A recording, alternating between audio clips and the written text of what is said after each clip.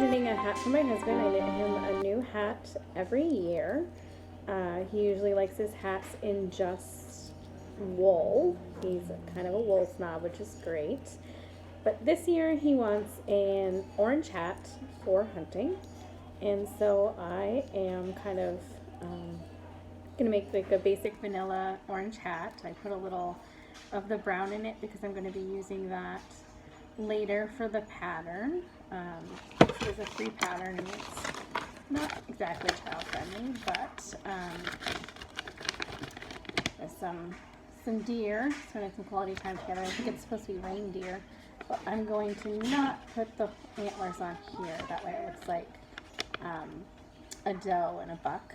And I think that will make him laugh, and his birthday is next month, so I'm pretty sure I'll finish it by then. I'm pretty quick at hats. That tends to be my fastest thing. So hopefully I'll be able to show some progress of that soon. Right now I'm changing the needle size. So most hats in the ribbing you will do a smaller needle. And so I did that, and this is my smaller needle. And now I need to put it onto a bigger needle for the body of the hat.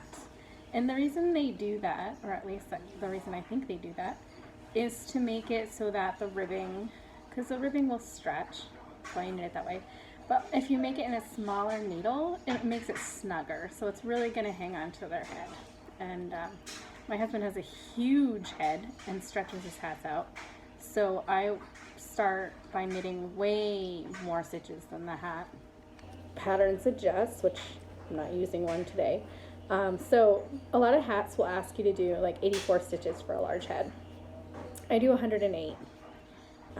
He has a large head. And then I always have to measure the hat next to him as I'm growing the hat to see when to decrease it, because he also has a really tall head.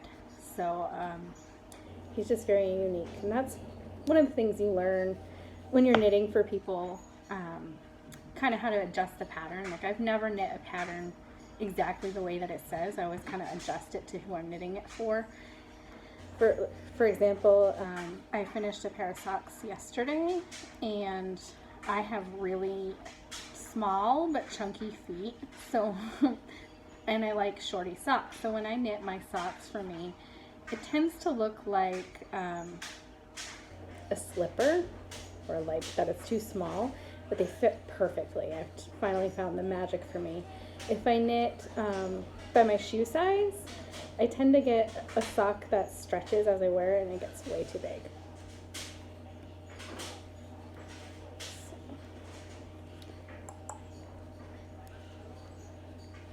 Oops. Get in there.